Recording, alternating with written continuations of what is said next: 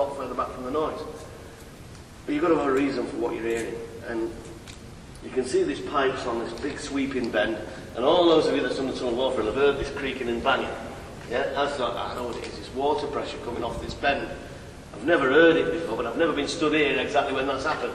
So brain accepts that, and I keep walking. I had my polo shirt untucked, I got to there, and my shirt got grabbed and pulled down to the right-hand side. And I was that loud a point to grab this little shit's hand to feed him back to his mouth. And there was no one there, and the shirt was coming out and being pulled out to the side. And I stood watching it happen. All the hairs were up my arms, up the back of my neck, the eyes started streaming, and all I wanted to do was big swastikas up the tunnel and be gone. I had 9 people to get out. And I know it sounds stupid, but I held my breath, or I stopped breathing as such. And when I next tried to talk, I was just burbling shite.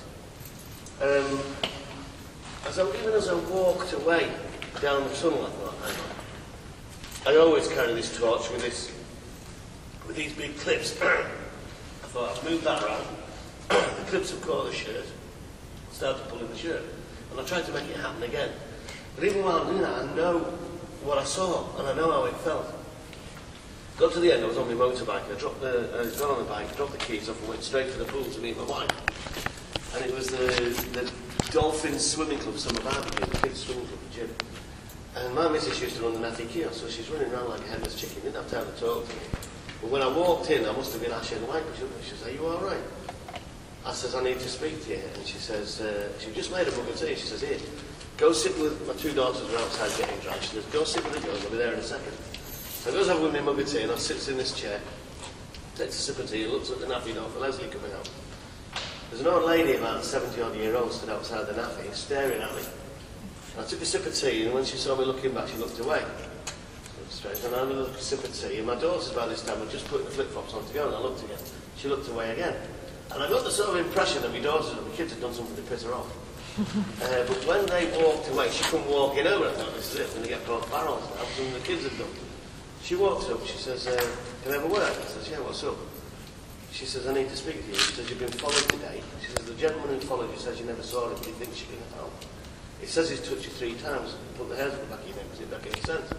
I chucked this silly tea in the air, I scalded all my left knee with tea, trying to find reverse on the patio chair. She spent about 40 minutes, and I know this sounds horrible, but I wanted to fill her in, I wanted to punch her. When she started talking, what she was saying just wasn't normal, and I just wanted to smack her in the gut. Then when I started to calm down, she says he couldn't be here when he saw to lay the flowers, that you haven't been in the right area and you should go to where he died. That he likes what you do and the guys do because you take people through and you explain how it was for them. So he follows the groups through the tunnels. She told me 3 areas to stay away from, 2 which I've already found and 1 which still eludes me. But as I say, I went from having no belief in this sort of stuff to, I won't say I'm the other end of the scale, but I've got a far healthier respect for something that I don't fully understand. But there is shit going on down here that I can't explain. Anyway,